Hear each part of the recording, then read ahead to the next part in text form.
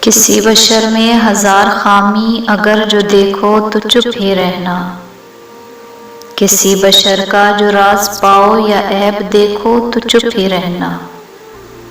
اگر منادی کو لوگ آئیں تمہیں گریدیں تمہیں منائیں، تمہاری ہستی کے گیت گائیں، تمہیں کہیں کہ بشر میں دیکھی برائیوں کو بیان کر دو تو چپ ہی رہنا۔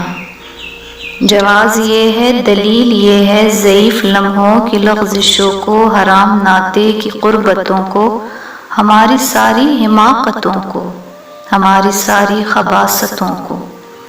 وہ جانتا ہے، وہ دیکھتا ہے، مگر وہ چپ ہے۔ اگر وہ چپ ہے تو میری مانو وہ کہہ رہا ہے کہ چپ ہی رہنا۔